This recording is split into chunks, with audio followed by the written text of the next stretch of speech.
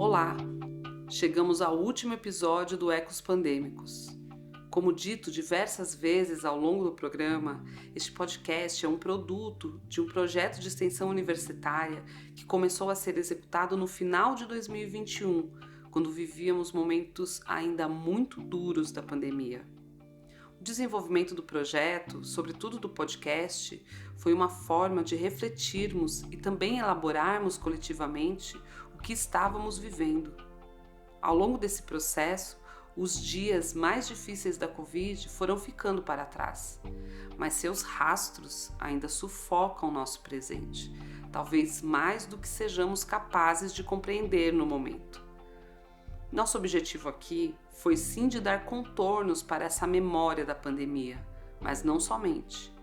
Procuramos também aguçar nossos ouvidos para escutar seus ecos, que precisam ainda ser bem compreendidos para que sejam adequadamente enfrentados.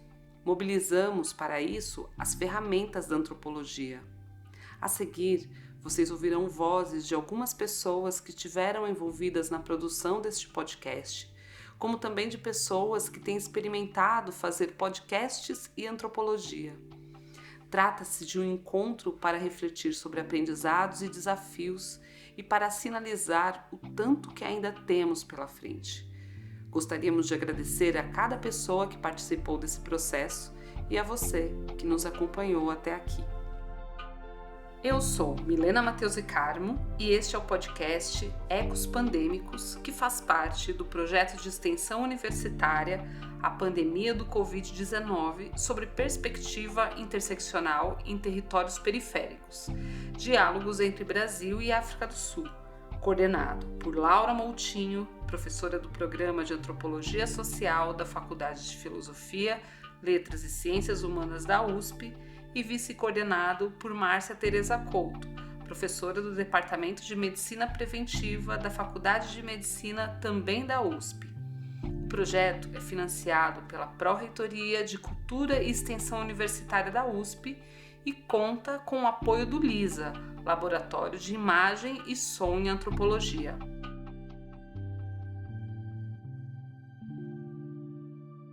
Então, boa tarde para quem está no Brasil, boa noite para as sul-africanas. É uma alegria imensa ter vocês conosco nesse encontro.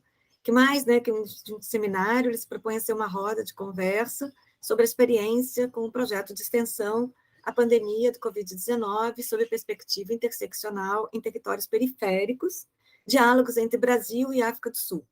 Projeto coordenado por mim, Laura Moutinho, do Departamento de Antropologia e do Programa de Pós-Graduação em Antropologia Social da Universidade de São Paulo, com vice-coordenação da Márcia Couto, do Departamento de Saúde Preventiva e da Faculdade de Medicina da USP.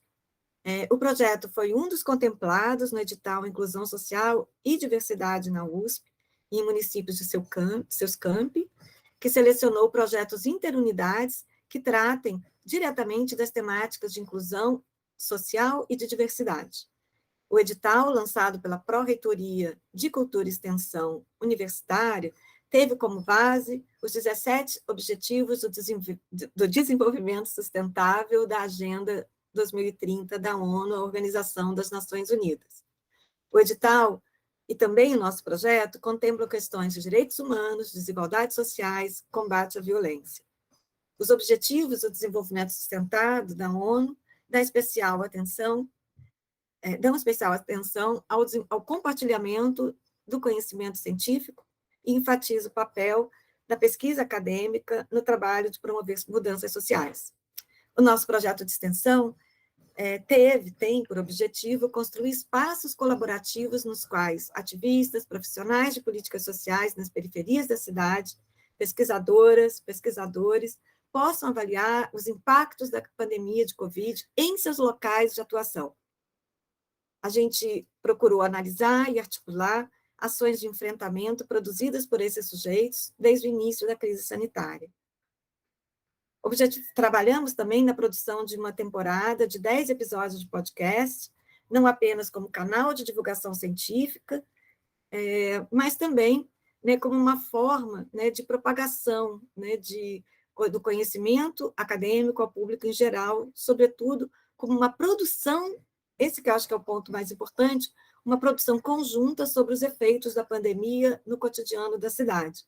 Então, a gente tentou trazer múltiplas vozes, né, na abordagem desse tema, e tentou pensar esse tema e compartilhar esse tema, não na sua homogeneidade, né, uma ideia que a palavra pandemia, ou 2 anos de pandemia, né, como tudo isso expressa, mas pensá-la a partir dos seus efeitos múltiplos, sobretudo com base em alguns dos marcadores sociais da diferença, sobretudo classe, raça, gênero, pelos quais a pandemia tem sido vivida de uma forma evidentemente diversa e desigual, né?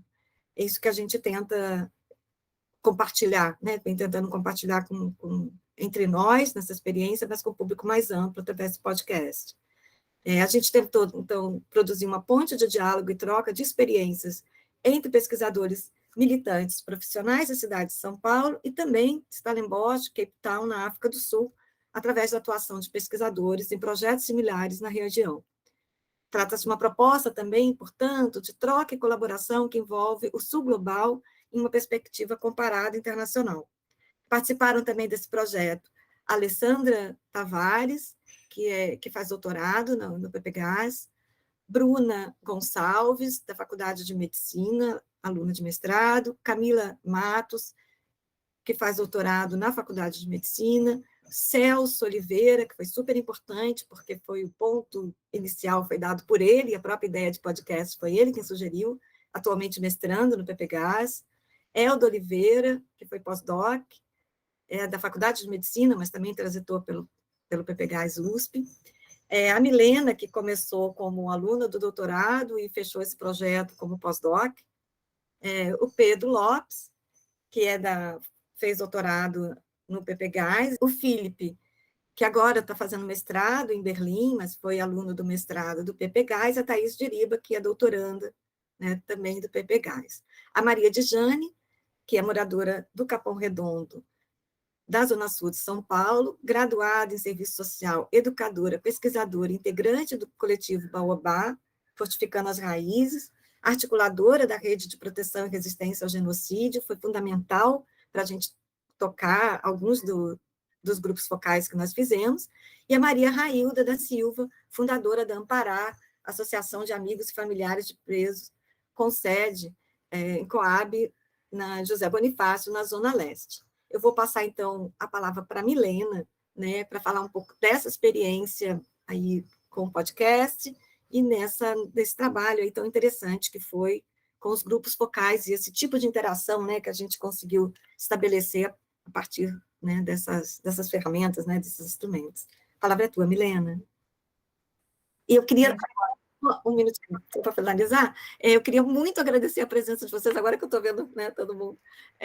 Soraya, super obrigada por vir conversar com a gente sobre essa experiência, né, ser uma referência para a gente desde o início, desde o primeiro passo desse projeto, né, e Fernanda Almeida, que respondeu também, né, às nossas conversas, às nossas demandas para trazer a experiência sul-africana para essa pesquisa, e Fernanda Martinelli, que entrou, né, mais tardiamente, mas que trouxe também para a gente uma contribuição fundamental em termos de pesquisa e no trabalho de produção. A Luana Luz, né, também nos ajudou bastante aí nessa produção final aí dos episódios. É isso, Milena, passo para você a palavra. Obrigada a vocês todas. Mas eu primeiro queria muito agradecer, né, a possibilidade desse projeto, que eu acho que a gente ficou tão aflita para começar a pensar sobre pandemia, porque a gente estava vivendo a pandemia, né? A gente começou esse projeto, foi final de 2021, quer dizer, a gente estava no meio do olho do furacão, né? A gente não sabia se a gente ia conseguir fazer os grupos focais, né? Mas eu acho que a nossa vontade, o nosso impulso para ir para isso foi exatamente a gente ter uma forma de entender tudo que a gente estava vivendo, né? Era uma forma de elaboração, eu acho, tanto pessoal como coletiva, com o que a gente estava enfrentando naquele momento, que levou a gente a querer entender e querer fazer um projeto, né? E aí eu queria muito agradecer em todo mundo que se envolveu, e eu acho, pensando nas dificuldades que a gente teve no processo, eu acho que faz parte exatamente da dificuldade do que a gente passou, da dificuldade que foi a gente viver a pandemia e tentar esquecer da pandemia, né, gente? Assim, ninguém aguentava mais. Falar sobre pandemia, viver pandemia. Estava conversando com uma amiga minha esses dias, que ela é editora de uma revista das ciências sociais, eu não vou falar revista, mas ela falou, eu não aguento mais receber texto sobre Covid, porque é isso, a gente não aguenta mais a Covid. Então, eu acho, a pandemia, né? Porque eu acho que é isso, a gente estava mergulhado, tentou entender, agora a gente não quer entender mais, mas o que tem de coisas para a gente entender, né? Porque eu acho que a gente vai agora para uma outra fase, né? Uma fase assim de olhar mesmo para o que ficou, né? E aí é um pouco a intenção que a gente fez esse podcast, é isso, essa ideia do podcast não foi exatamente minha, eu não sou uma pessoa da comunicação, eu não sou essa pessoa, eu tenho muita dificuldade de me expor, assim, em redes sociais, essa coisa, então eu fui aprendendo com o processo, né, o que eu vou fazer com um podcast, eu não sou essa pessoa que gosta disso, e no final das contas eu fui amando, né, amando muito mais pensar nos roteiros, pensar em cada questão, né? E aí foi uma forma mesmo que o podcast foi uma possibilidade de entender várias dimensões, né, da pandemia, assim. E eu acho que isso é o mais interessante, isso que eu vou pensar. Se eu escrever um texto agora sobre pandemia, eu vou falar, meu Deus, mas para onde eu vou? Porque foram tantas janelas que a gente abriu, né? E aí eu queria falar exatamente disso, assim, de como a gente pensou esse podcast não construindo só um memorial, mas também um memorial. Tanto que quando a gente ia construir os roteiros, a gente perguntava para as pessoas o que foi, mas o que elas veem hoje, o que ficou, né? Porque a intenção é ter um memorial, mas ter também uma possibilidade da gente ir pensando o que a gente vê como efeito da pandemia, né? Quais são esses rastros? O que a gente tem que enfrentar agora, né? E olhar também para o futuro, né? O que a gente pode oferecer como possibilidade de enfrentamento, né? E aí eu acho que o que a antropologia pode oferecer para isso, né? Que a gente não é infectologista, a gente não é necessariamente uma pessoa que está implicada no governo, a gente não é um gestor de política social, mas a gente pode reunir todas essas vozes, né? E eu acho que essa forma que a gente foi escolhendo, assim, de construir os roteiros, né? Que a gente não sabia que formato que a gente ia fazer. A gente ia fazer entrevista, a gente ia fazer um esquema de um seminário. A gente acabou trazendo exatamente essa polifonia, assim, sabe?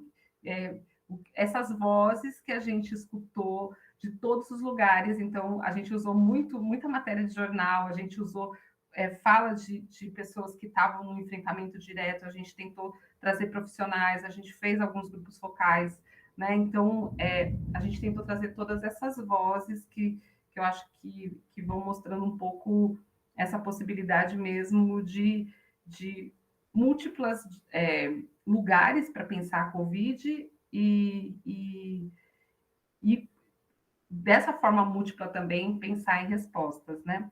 E aí eu acho que também uma questão assim que o podcast ajudou, né? Que essa plataforma, essa ferramenta tão interessante da gente produzir conhecimento, né? Que eu acho que é isso, não é só uma forma de você fazer divulgação científica, mas ela é em si mesma uma linguagem, uma narrativa que a gente produz que é bem diferente, né, de um texto escrito, né? A gente pode perceber assim como que a pandemia se infiltrou em várias dimensões da vida, né? Esses efeitos eles são múltiplos, né? Justamente porque se infiltra e intensifica várias questões da vida social, né? E como essa questão, isso porque a gente fez essa perspectiva do Sul, né? E como que a pandemia intensificou os quadros de pobreza e desigualdade, né, dos países como o Brasil e a África do Sul. Foi muito interessante fazer esse. Eu não sei se depois todo mundo ouvia, Edi, né, a Fernanda, não sei se chegou a ouvir o último episódio também sobre a África do Sul, não sei se a Soraya ouviu, mas assim, em pensar em como que um país que foi que teve uma resposta e uma tão imediata, né, do seu governo, não necessariamente significou uma condição melhor para a população mais pobre, né? E essa pobreza também forjada em termos raciais, né? Como a gente, pensando aqui no Brasil, então, como que esses países desiguais, né, enfrentaram a pandemia num sentido de aprofundamento dessas desigualdades e da criminalização da pobreza, né? Então, como fica esse resultado também, né? E eu acho que agora é olhar como que os governantes, né, principalmente a gente, assim, que não só acaba a pandemia, mas também acabou um governo muito destrutivo, né? A gente olha para esse futuro. Eu acho que a gente foi terminando esses episódios pensando exatamente nesse futuro, né, nesse amanhã tão marcado de esperança, né? Obrigada, Milena. Acho que eu podia passar a palavra para a Edjane para falar um pouquinho da experiência dela, né, nesse processo aí conosco. Boa tarde. Aqui é boa tarde. Bom, primeiro eu queria agradecer ao convite aí, né, da Milena, estender esse agradecimento à Laura, pela possibilidade da gente poder trocar isso também a partir desse lugar que eu falo, né, desse lugar que eu me exponho. Meu nome é Edjane, eu sou uma mulher de periferia, né, eu moro no Capão Redondo, aqui na Zona Sul de São Paulo. Eu sou mãe de 2 jovens, de 19 e 21 anos, sou assistente social por formação e hoje eu estou na gestão de uma organização social conveniada com a Secretaria do município, né, a Secretaria de Assistência Social. E, para mim, assim, isso eu compacto muito com a Milena, assim, do quanto tem sido também cansativo falar ainda em pandemia, né? Mas eu acho que mais cansativo ainda é não ver a possibilidade de reconstrução socioeconômica desse município em específico, que é São Paulo, né? Eu acho que a gente tem uma questão pós-pandêmica, eu nem sei se a gente pode chamar assim, porque a pandemia não acabou ainda, né? Apesar de já estar aí na 5ª dose, agora acho que 6ª dose de vacina, agora bivalente. Mas ela está aí ainda e ela deixou muitos resquícios, né? E que para a comunidade de periferia, né? Eu tenho o privilégio de trabalhar e morar no mesmo território, então as coisas aqui me atravessam de forma, se não me atravessam de forma como moradora, me atravessa de forma profissional, desde várias questões, né? Desde a violência de Estado, desde as ausências de políticas públicas, desde da defasagem de saúde com que os governantes olham para nós, assim, né? Pensar que a pandemia, no começo, a gente discutia muito sobre isso, né, com a Milena. Como é que a gente vai exigir que as pessoas fiquem em casa, dentro de um cômodo, com 6, 7 pessoas? Como é que a gente vai exigir que as pessoas mantenham a higienização da mão com água e sabão, se as pessoas não têm saneamento básico? Né? Como que a gente pode exigir que as pessoas não saiam de casa para trabalhar, sendo que, se elas não forem trabalhar, não tem sustento, né? Porque demorou muito o auxílio emergencial ser de fato efetivo, e eu nem sei se foi, no final das contas, mas demorou muito, né? Então, pensando na perspectiva de que ninguém aqui estava preparado para uma pandemia, né? Ninguém aqui, tipo, será que um dia, quando eu viver a pandemia, eu vou fazer assim? Não, a gente não estava, e aí, politicamente falando, a gente também não estava, e demorou demais para que iniciativas políticas, né, para que...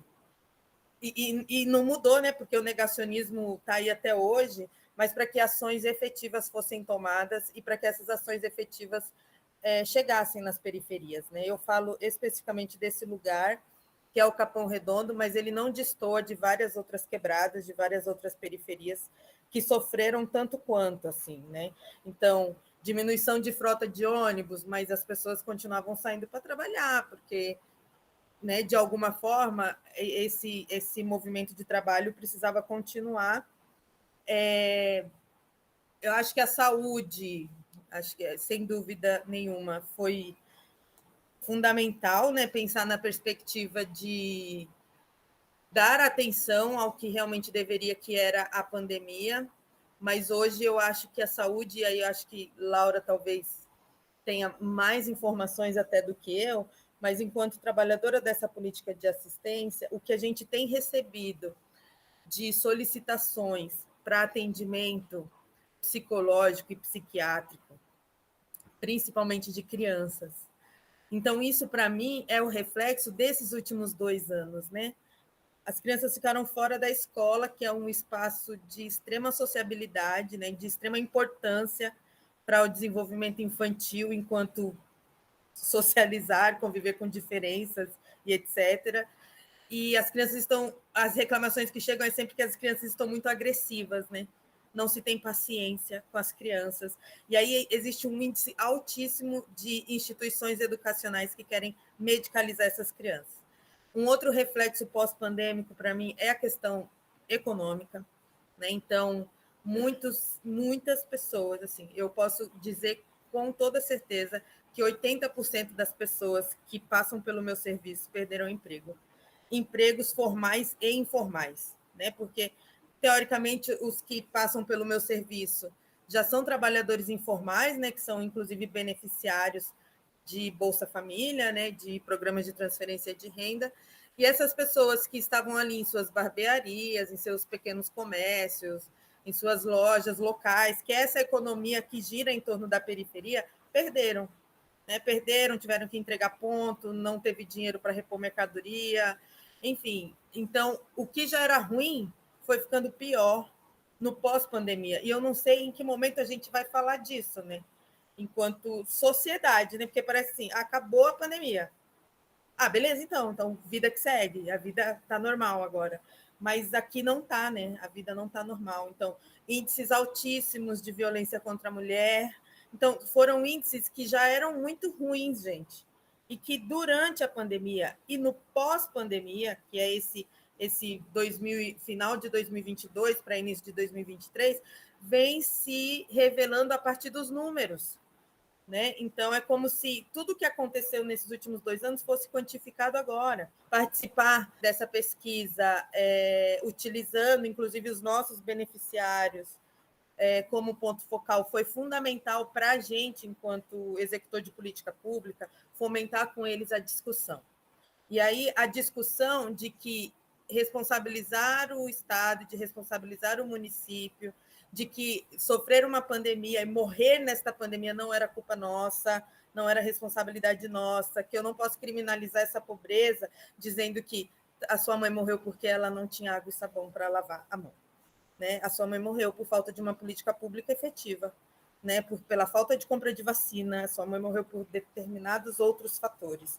Então, usar o espaço como ponto focal para nós também foi fundamental nesse processo de discussão, porque a gente não estava até então conseguindo alavancar com essas pessoas, ainda que com um grupo pequeno, mas que depois a gente pôde fazer vários outros encontros e essas pessoas puderam ser multiplicadoras dentro das suas comunidades das informações que trocaram com vocês durante o processo de pesquisa.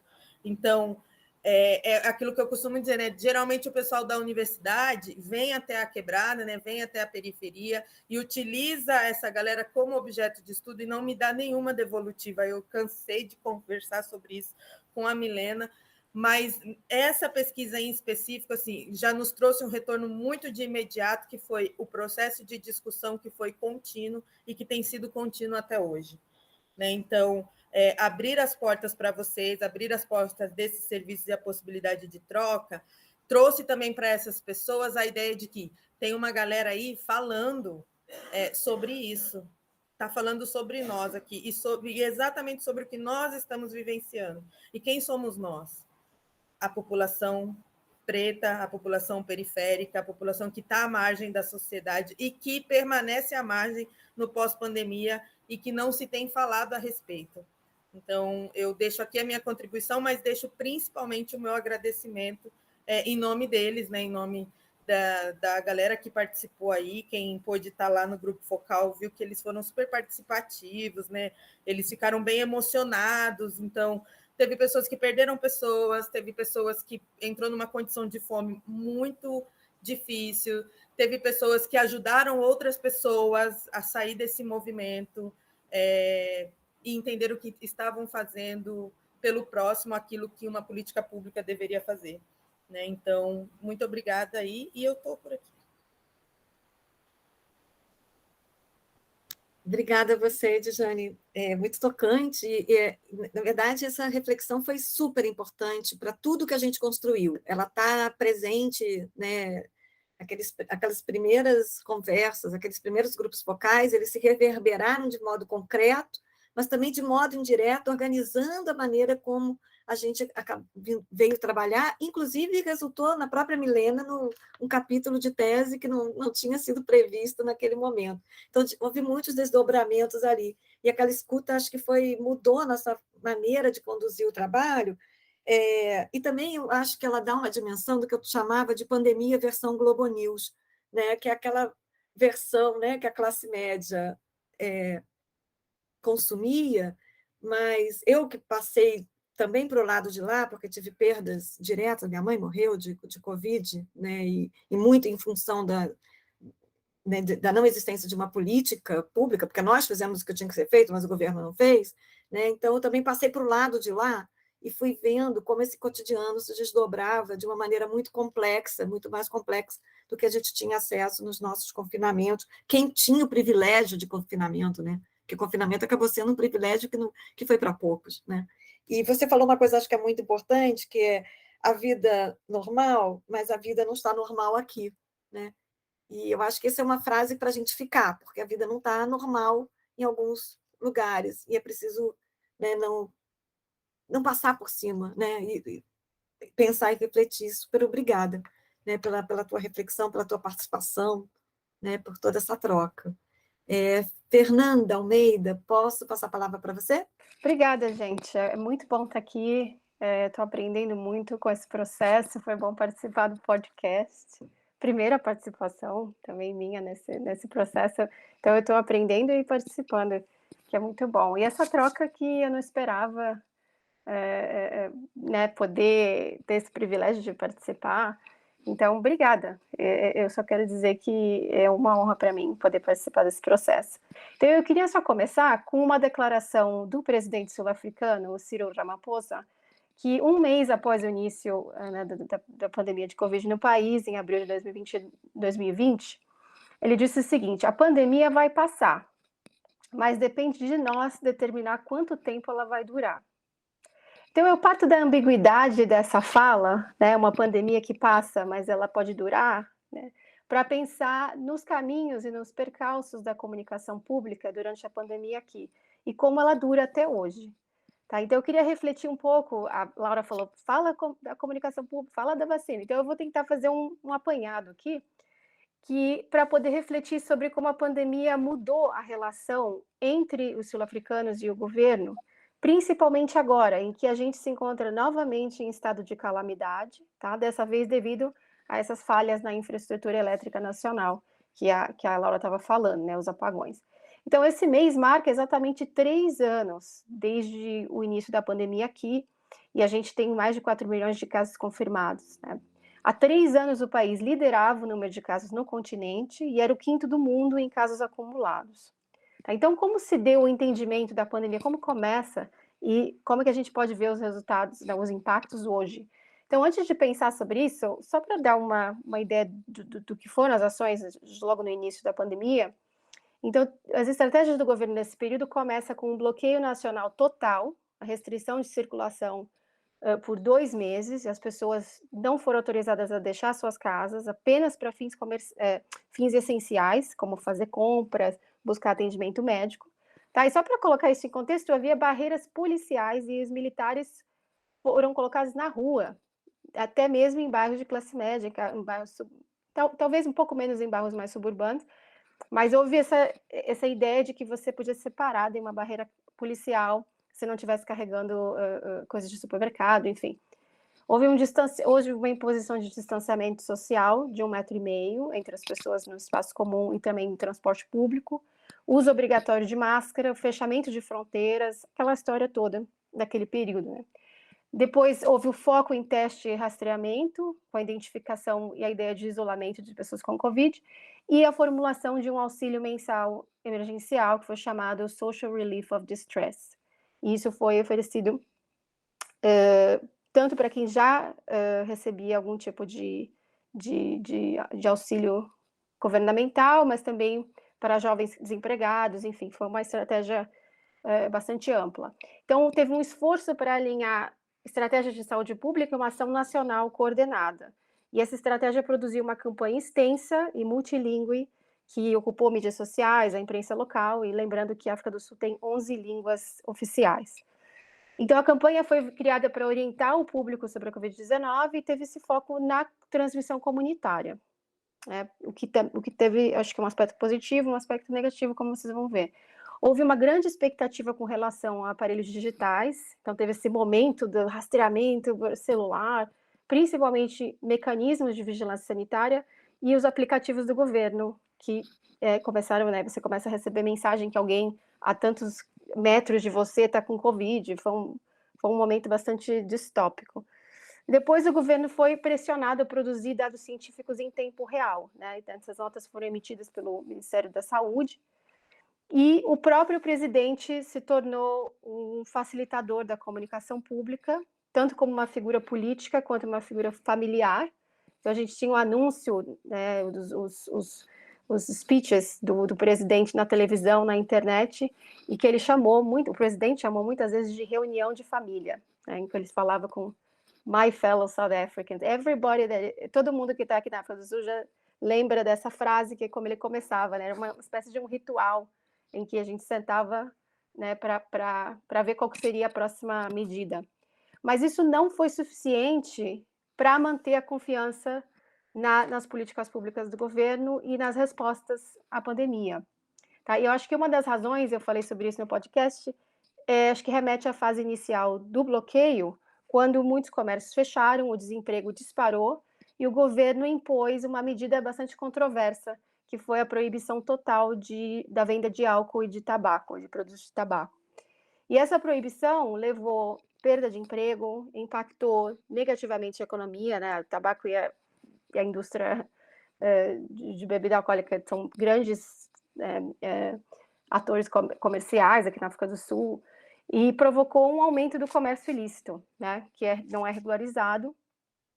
E parte da justificativa é de que a proibição levou a uma diminuição nas internações hospitalares causadas pelo álcool, né? Mas parou aí, essa proibição não levou a uma abordagem maior das causas mais profundas de abuso de substância, enfim, de outras relações, como, por exemplo, foi feita uma relação entre álcool e violência doméstica, mas também não houve um aprofundamento dessa questão, né?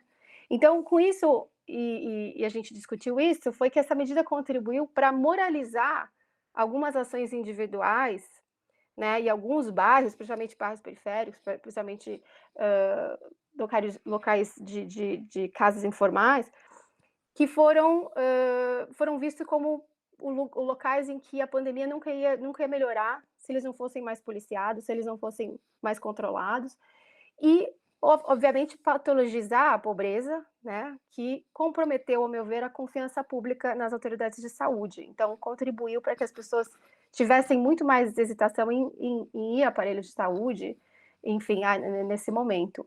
Então, ainda mais preocupante foi o fato dessas ações legitimarem esse policiamento autoritário, o uso da violência estatal irrestrita, e o consequente encarceramento das pessoas, em sua maioria negras e pobres, e que foi uma época em que houve muita discussão sobre se as pessoas deveriam ser presas por estarem burlando as regras, né, da saúde pública. E essa forma de autoritarismo, algumas mortes que foram relacionadas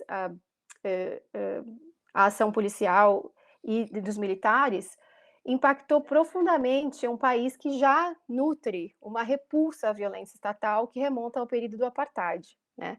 ela reforça uma descrença nos aparelhos públicos, como eu estava falando, e alia as políticas públicas a novas formas de punitivismo. Quer dizer, você é culpado se você fizer, se você contribuir, se você não seguir as regras, você está, né, você tá participando aí de um grande crime da saúde pública, enfim, não sei como é que isso foi colocado de várias formas aqui.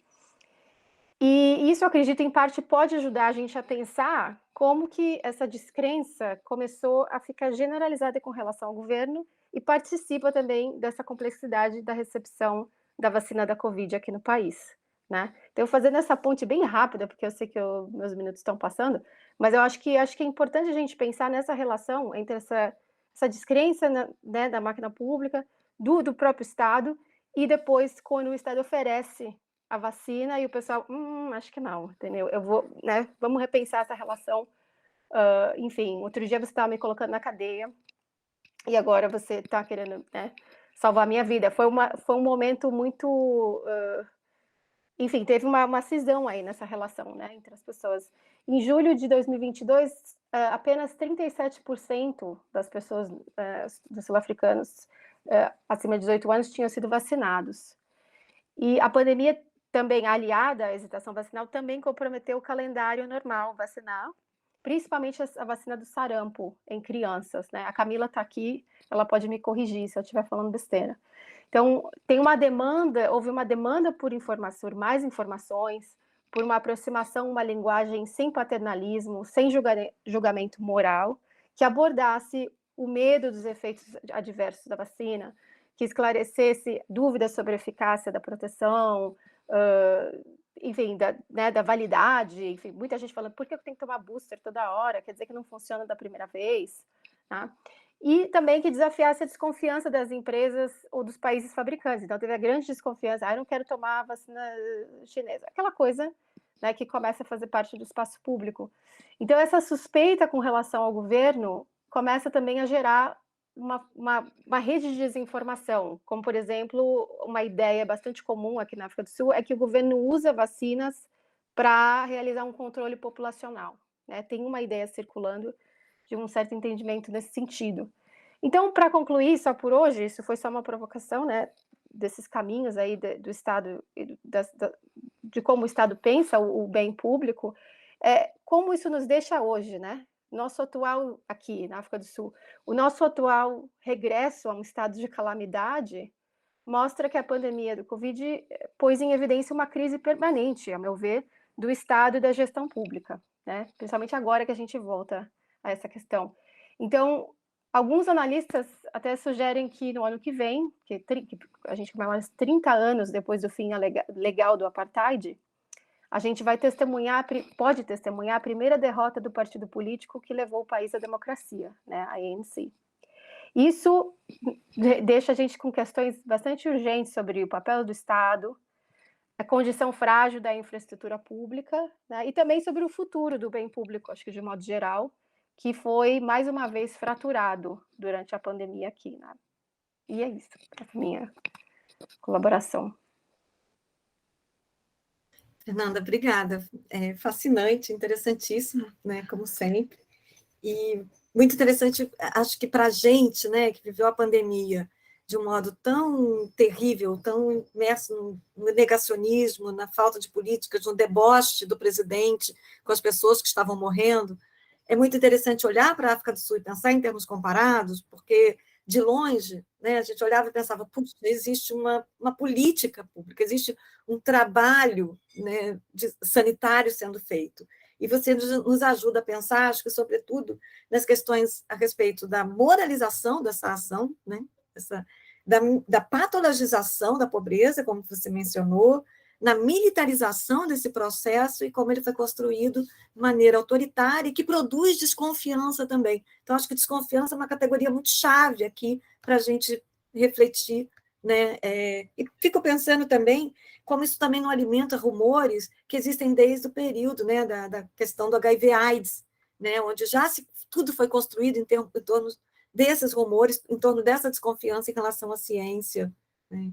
Então, enfim, Acho que isso traz a gente para esse teu episódio, né? Episódio que você participa sobre a África do Sul, que é fascinante, que é muito interessante para a gente pensar de modo comparado, e também o episódio sobre a excitação vacinal. Eu acho que a gente tem aqui um cruzamento muito bacana, muito interessante. Muito obrigada, Fernanda. Muitas coisas aqui, cabeça fervendo, né? Com a sua fala. Então, Soraya, eu vou passar a palavra para você.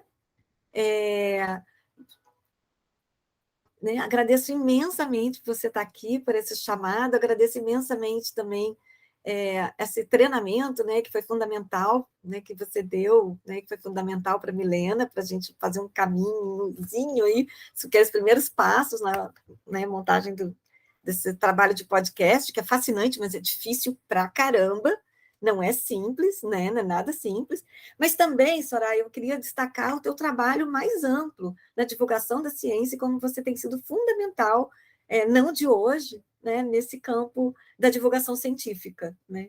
Então, obrigada. E eu passo a palavra, então, para você fazer algumas considerações, que também tem pesquisa, né, nessa área. Então, gente, boa tarde para todo mundo, boa noite para quem está depois do Atlântico. É muito prazer conhecer tanta gente, né, em tantos lugares diferentes aí. Mas, assim, eu estou me fiando aqui em duas coisas que você escreveu no e-mail, duas tarefas que você me deu, que é falar um pouco da minha pesquisa e falar um pouco sobre como é que é compartilhar conhecimento científico pelo podcast, né? Eu vou falar primeiro dessa segunda coisa e depois a minha pesquisa eu vou fazer um nexo com ela lá na frente, com uma coisa muito importante que a Edjane falou, que eu queria resgatar. Mas assim, olha, sobre divulgação científica, eu acho que a gente faz isso na antropologia, nas ciências sociais há muito tempo, em vários formatos. Mas o formato podcast, porque ele tem um certo conjunto de, né, tecnicalidades, digamos, como você até acabou de dizer, ele acaba precisando de uma equipe, né? Então ele puxa, ele chama, ele convida um trabalho coletivo. E eu já sei que a Laura faz trabalho coletivo há muito tempo, em termos de pesquisa, de orientação, né, de extensão.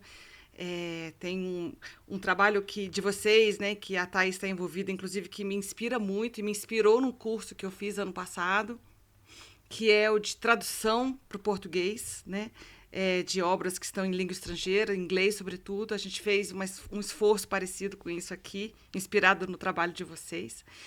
Depois, outra ocasião, eu posso contar isso. Mas eu quero reforçar esse lugar do coletivo, né? Eu tenho pensado muito sobre isso.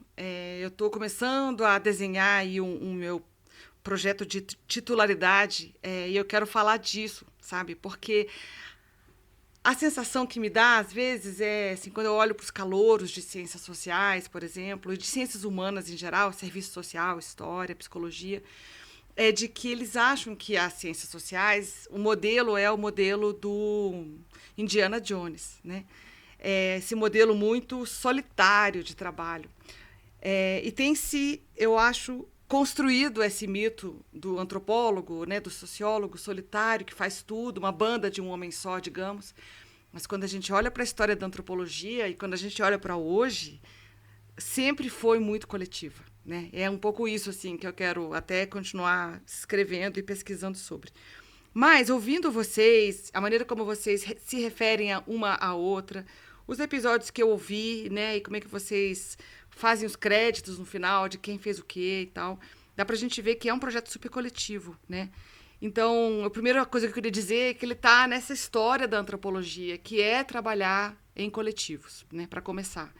E eu acho que, claro, né, vocês super decolonizaram esse projeto coletivo da antropologia lá nos primórdios, que era muito hierárquico, né, que dependia muito da mão de obra do outro sem dar crédito, sem reconhecer, e uma série de coisas assim.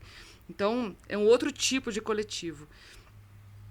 O fato de o podcast ter tido um boom na pandemia fez com que a gente tivesse, por exemplo, que gravar à distância, né? E trabalhar no isolamento e fazendo coisas como essas daqui, as janelinhas, né, os equipamentos para gravar, os softwares de gravação e tudo. E sempre junto, ou entrevistando alguém, ou fazendo a edição, cada uma na sua casa, mas comentando sobre a edição e tudo, sei lá. Mas também foi uma forma de conviver, né, durante a pandemia. Então, eu queria reforçar isso. A outra coisa, né, que a Laura falou pelo menos 2 vezes é que é uma mídia nova e que, enfim, Milena foi lá e aprendeu a fazer e tal. Então, essa história de ser uma mídia nova também fez com que a gente tivesse que, como disse não sei se foi a Thaís que falou, a gente foi aprendendo a fazer, não foi a própria Milena, né? A gente foi aprendendo a fazer enquanto fazia, né? Então, o podcast tem um pouco disso, de aprender junto. Então, não só estávamos produzindo, e vocês não estavam só produzindo episódios, vocês estavam aprendendo juntas a fazer episódios, né? E também, nesse formato de equipe, acaba-se também tendo, inevitavelmente, a universidade puxa muito isso, um encontro intergeracional, que eu acho sensacional, né? Como a gente aprende com as colegas mais jovens e elas aprendem com a gente, assim. E no caso do Mundaréu, onde eu estou há 3 anos agora, a equipe, tendo gente de 20 anos, é muito importante, né? Porque essa galera domina a etiqueta de rede social incrivelmente. E é nas redes sociais que o podcast também é divulgado. Eu não estou nas redes, eu sou absolutamente iletrada nesse tipo de comunicação e nesse tipo de convivência. E as alunas são muito importantes, né, nessas mídias. Então, o encontro intergeracional nos projetos coletivos é fundamental. O podcast ele é um pouco diferente, por exemplo, do rádio, né? Embora muita gente diga, e a Daniela Mânica, que trabalha comigo, ela sempre fala isso, o rádio é o pai do podcast. Mas é um pouquinho diferente, de fato, a gente se inspira muito. Mas é uma escuta um pouquinho mais escolhida, é uma escuta um pouquinho mais customizada, né? Aí eu sou assim, o que eu quero ouvir hoje, né? Eu ouço 2, 3 por dia, sou muito consumidora de podcast. Hoje eu estou um pouco triste, assim, né? Essa notícia, por exemplo, dessa semana, né? Uma das notícias dessa semana que eles incineraram quase 2 milhões de doses, né, de vacina. Isso, para mim, foi arrasador essa semana. Assim, como é que isso pode acontecer, né? Claro que a gente sabe, acho que os episódios de vocês mostram muito bem por que uma coisa dessa acontece, né? Por que uma excrescência dessa acontece. Mas aí eu acordo com essa notícia, aí eu falo, não, hoje eu não vou ouvir na minha caminhada um jornal, eu vou ouvir o podcast que eu gosto de ouvir, contos, né? Eu vou para a literatura, para escapar um pouco, para me poetizar, para começar o dia com uma outra energia, né? Então, essa escuta mais customizada que o podcast nos permite, é diferente do rádio. E isso é muito bacana, né? A gente trazer o podcast para os nossos momentos de vida, assim, né? Outra coisa do projeto coletivo de um podcast, como vocês disseram no começo também, é a polifonia. Então, muitas vozes diferentes. Né? Gente de vários lugares de uma cidade, de 2 países diferentes, né? Fazendo coisas muito diferentes em cada lugar onde se trabalha. Gente com formação diferente, né? Então, essa polifonia acho que é muito bacana. E ouvindo os episódios de vocês, não é só uma polifonia de tom de voz, de sotaque, né? De até a idade da gente que aparece na voz, mas é do lugar de onde fala, né? Como diz a Edjane, da experiência de vida, do lugar onde está atuando, né? E isso ficou muito bonito, inclusive, eu acho, na temporada de vocês. A Edjane falou uma coisa, né? Que eu achei muito bacana, assim, né? Ouvindo ela, eu fiquei pensando que esse projeto de vocês, pelo que eu entendi, também teve uma rodada de grupos focais, né, de lançar questões para serem discutidas, né, com diferentes pessoas. Ouvindo a Edjane, me ocorreu que fazer pesquisa no momento, seja pandêmico, em que todo mundo estava um pouco mais isolado, mas seja pós-pandêmico, ou, né, no momento em que a gente já está mais voltando para o mundo coletivo, público, assim, é que fazer pesquisa é um momento, é uma oportunidade de estar junto, de discutir coisas, né? De trocar. Então, são todas as palavras que a Edjane usou, que eu acho que a pesquisa também é uma forma da gente se juntar no mundo, né? E de a gente afinar discussões e vozes, assim, de coletivizar algumas coisas. Então, eu sinto muito isso no projeto de vocês, né? E, por fim, sobre isso, assim, desse formato de trabalho, que é o coletivo, e é ele que eu estou primando aqui, porque eu acho que esse é o último episódio da temporada, e isso precisa ser bem valorizado no trabalho de vocês, né? Essa coisa coletiva. Para mim, assim, que é o lugar da voz, sabe? Durante a pandemia, mesmo, quando a gente estava naquela primeira fase, 2020, sobretudo, muito fechados, né? Quem conseguiu ficar... eu sentia uma enorme solidão, né? Eu sou uma pessoa muito sociável, eu adoro estar com os outros, né, a Milena só me conhece assim, né, remotamente, mas a Laura me conhece. Eu sou uma pessoa efusiva, assim, né, gosto de festa, boteco, né, balada e, enfim, ressaca, essas coisas todas. Eu senti uma solidão gigante, assim, naquele primeiro ano, né. E os podcasts, eles foram uma das minhas principais companhias, né. O poder ouvir histórias, vivências, as vozes das pessoas de tantos lugares do planeta me dava uma sensação que é um pouco delirante, no sentido de que elas estão do outro lado e eu não estou perto delas, mas a voz chegava no pé do meu ouvido, né? Aquele sotaque, aquela risadinha, às vezes, né, momentos super emocionantes que as pessoas choravam. Puxa vida, isso fez muita companhia para mim. Então, assim, eu acho que para a antropologia, a voz, ela tem muitas acepções, né? Ela é muito importante na nossa área. E a escuta é uma coisa muito importante na nossa área também. Não é a escuta psicanalítica, psicológica, terapêutica, que a Edjane, por exemplo, falou que está tão importante atualmente com crianças e adolescentes, e eu concordo com ela, né? Tem uma adolescente em casa também.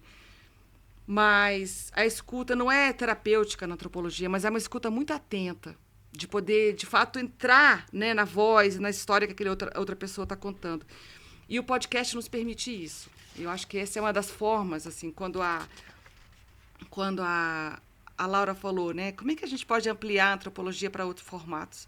Eu acho que o podcast, ele tem essa grande qualidade de comunicar histórias, que a antropologia faz tão bem, né, de trazer.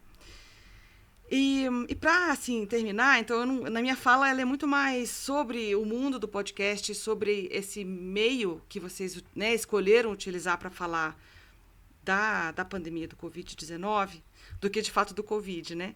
Eu estou falando muito mais do meio do que do tema. Mas eu queria terminar comentando uma coisa que eu acho muito importante, que é de tantas que vocês trouxeram e de tantas que a Edjane trouxe, mas uma que me toca particularmente e que tem a ver com a minha pesquisa, né? Aí eu vou terminar falando um pouquinho disso. Não sei se você sabe, mas tem alguns anos que eu faço pesquisa sobre uma outra epidemia, né? Já muito esquecida, porque o Covid tomou muito espaço. Mas eu faço pesquisa sobre a epidemia do Zika vírus, né? Sobretudo no Recife, em Pernambuco. A gente chama de fase 1, né? Uma fase longa de 4 anos que a gente passou acompanhando as famílias que tinham sido atingidas pela epidemia, sobretudo as famílias que tiveram crianças que nasceram com a síndrome do Zika. Eu sempre gosto de falar, né, porque aqui no Centro-Oeste, aqui em Brasília, né, a epidemia do Zika não teve uma reverberação reprodutiva como teve no Nordeste e no Sudeste. Então, eu sempre gosto de dizer assim, que a criança que é acometida, né, pelo vírus, ela tem uma apresentação neurológica muito diversa. E ela é uma criança que tem que conviver com uma quantidade grande de deficiências, né, e de dificuldades para se adaptar ao mundo que é tão capacitista. Então, é com essas famílias que a gente ficou 4 anos convivendo, indo lá, entrevistando, né, e participando da vida deles. Mas foram nesses 4 anos também que eu comecei a ouvir com muita insistência das famílias. A gente acompanhou cerca de 30 famílias. No Recife são cerca de 200, né? Pernambuco, mais ou menos 400. Mas a gente começou a ouvir delas de forma muito insistente, assim, puxa vida, quanta pesquisa passou por aqui. E a gente não tem resultado, né? Então, é exatamente isso que a Edjane falou. As universidades elas vão, perguntam. No caso dessas crianças, furam. Mamãe, ela me falou assim, puxa, Soraya, eles transformaram meu filho numa peneira, de tanto que furaram para tirar sangue, para fazer exame, né? Então, essa imagem, essa metáfora da peneira, ela resume bem uma certa exploração assim, que elas sentiram, né, participando de tantas pesquisas. E foram muitas pesquisas. E esse lugar, né, dessa queixa, desse incômodo de não ter recebido o resultado, é o que me levou a criar a fase 2 do projeto, que é a fase sobre os cientistas. Então, elas me provocaram tanto que eu falei, então eu preciso entender quem são esses cientistas do Zika. Porque do mesmo jeito que a gente viu no Covid, né, porque o Covid foi muito mais pelo tamanho da pandemia, mas teve um rush científico, né, teve um esforço científico muito grande para entender o que estava acontecendo, por que tanta criança estava nascendo com microcefalia. Então, demorou um pouquinho, mas não muito, para entender o que estava acontecendo e fazer esse nexo aí científico. Mas, para chegar nisso, foram muitas pesquisas, muitas, né? Então, a gente agora, nessa fase 2, a gente está indo atrás desses cientistas. E a gente, inclusive, a gente também é uma equipe de pesquisa, né? Que participou desse rush científico. Então, essa provocação que as famílias fizeram para nós, né, é uma provocação que a Edjane também está fazendo a antropologia e as outras áreas científicas que chegaram na quebrada dela, como ela diz. E cadê esses resultados, né? Então, eu queria juntar isso, eu falei só um pouquinho da minha pesquisa, mas eu queria juntar isso de novo com o formato podcast. Porque eu acho que o podcast ele tem aí uma potência muito grande para devolver resultados, para compartilhar resultados, né? No caso do Mundaréu, a gente percebeu muito isso, porque o Mundaréu, que é um podcast que a gente produz, né, a UNB e a Unicamp, eu e a Daniela, a gente produz ele num formato em que a gente convida uma antropóloga ou um antropólogo e ele convida o interlocutor. Então, é sempre com um par, e eles dois conversando sobre a pesquisa. Então, não é um antropólogo falando sobre a pesquisa que ele faz ou fez, mas é ele falando com o interlocutor sobre a pesquisa que os dois fizeram juntos. E aí, quando os episódios ficaram prontos, esse episódio, o interlocutor, a interlocutora levaram para dentro da comunidade, do hospital, né, do bairro, da família, do terreiro, para onde for, né? E isso foi muito interessante de observar. A mídia de áudio, essas histórias que chegam pelo ouvido, elas têm um potencial grande de ir mais longe do que, por exemplo, uma tese de 300 páginas, né? Então, né, assim, para um público, por exemplo, que não tem tanta familiaridade com a palavra ou com o tipo de palavra que a gente usa, o jeito que a gente fala, que a gente escreve, na verdade, né? Não estou falando com isso que o texto tem que perder lugar, não. Não. As nossas teses de 300 páginas têm um lugar super importante também. Mas a gente tem capacidade de diversificar as nossas maneiras de comunicar esses resultados, né? Então, eu falo que o podcast tem o potencial para comunicar bem se ele cuidar da linguagem, se a gente não ficar repetindo o nosso jargão, as nossas palavras difíceis, né? Se a gente não ficar num falatório sem fim, né? Mais, digamos, monológico, né? Ficar monologando, falando muito. Se a gente não for muito verborrágico. E se a gente conseguir sair um pouco do nosso jeito de explicar o mundo e conseguir falar de um jeito que mais gente vai entender para explicar o mundo, né? Então, por isso que eu falo em potência, porque a gente tem, ele não é automático. O nosso jeito de falar é tão forte que quando a gente vai escrever e quando a gente vai falar, às vezes é muito parecido, né? Então, por isso que eu acho assim, que ele tem uma potência grande de conseguir comunicar os resultados e de conseguir contar das pesquisas e dessas relações de pesquisa, né? Desses resultados que essas relações criaram juntos, assim. Eu acho que tem essa potência. Eu acho que é muito inspirador ouvir das pesquisas, né? Pelo ouvido e... Enfim, mas também acho que a gente tem que pensar formatos de ouvir. Então, minhas queridas, pequeninas sugestões aí para que o podcast possa ir muito longe e para que a gente possa responder uma outra pergunta importante que a Edjane fez, né? Que é, quando minha gente, que vamos falar do pós-Covid, né? O pós-Covid é também, como vocês disseram, né, nos episódios, falar dessa memória que a gente tem da pandemia, né? Então, quando é que a gente vai falar do pós-Covid? Pois então, essa temporada vai continuar falando do Covid, né? Então, a gente tem que fazer essa força aí para ser bastante ouvido e, enfim, utilizado, né? E como provocação mesmo. Então, é isso, para que nada fique em sigilo, para que tudo saia do sigilo e que a gente possa falar de todas as barbaridades que eles fizeram conosco nesses 3 anos. Soraya, super obrigada, né?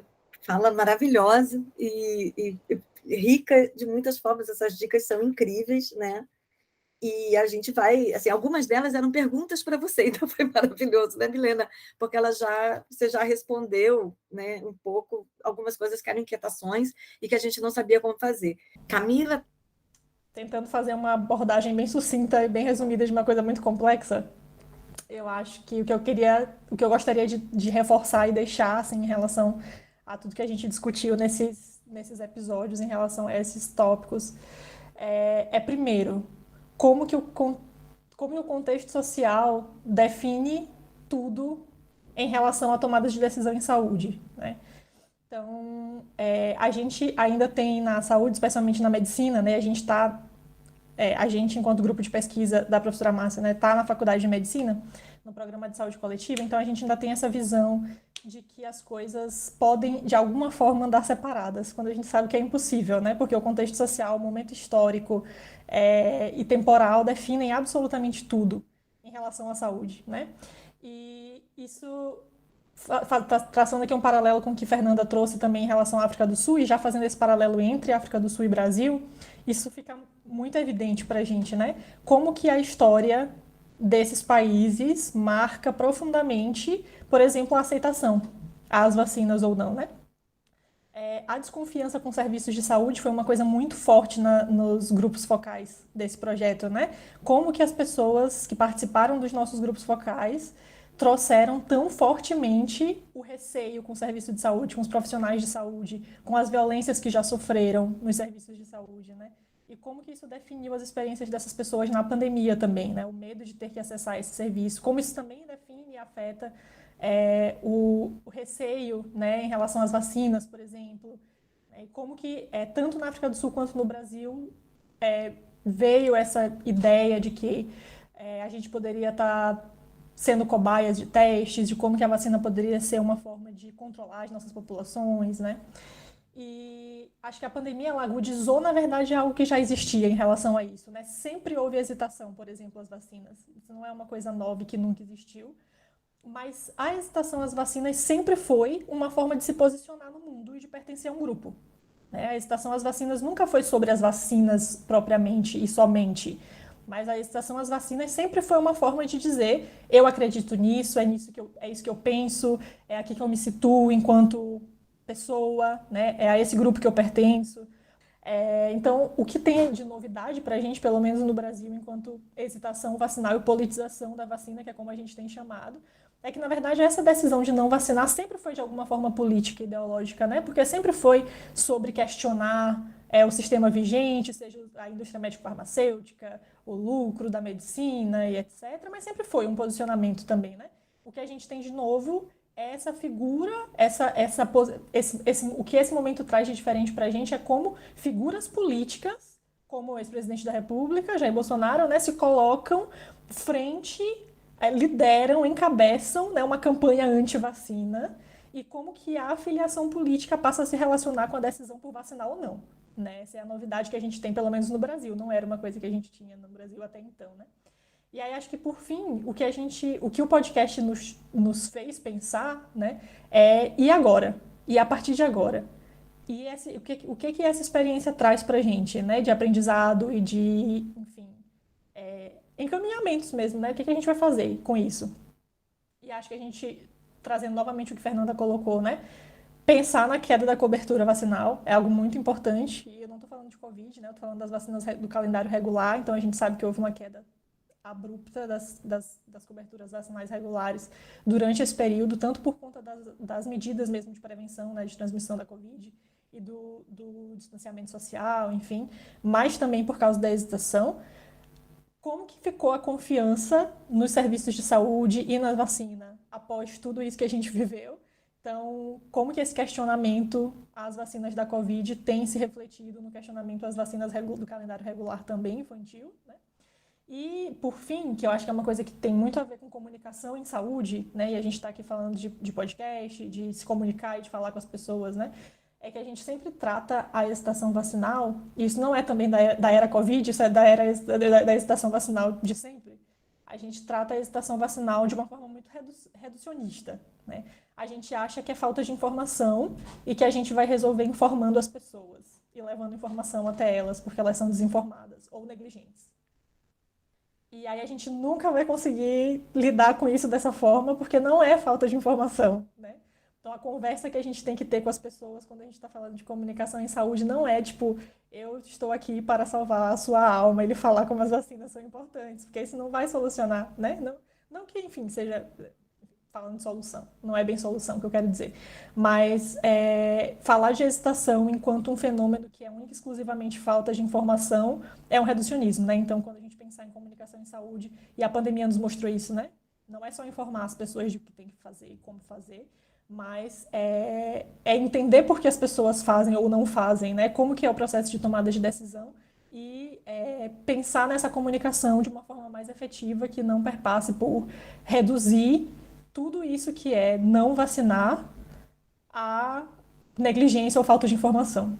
Então, acho que é isso, gente. Obrigada. Obrigada, Soraya, de coração. Foi muito maravilhoso. Assim, você não tem ideia de como esse retorno foi incrível, que a gente estava precisando, né? Beijo, gente.